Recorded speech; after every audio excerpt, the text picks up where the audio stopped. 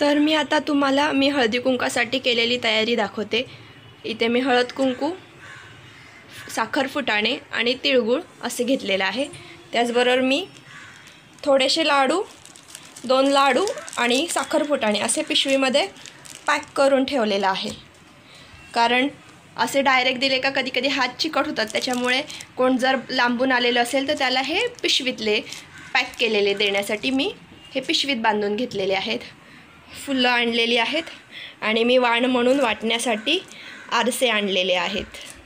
तर अशा प्रकारे मी माझं हळदी कुंकाचं सामान सगळं तयार करून ठेवलेलं आहे।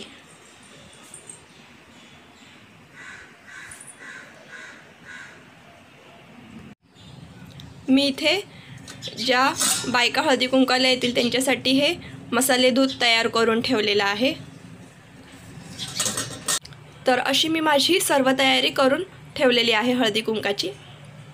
तर आता लवकरच बायका आल्यावर माझं हळदी कुंकू सुरू होईल।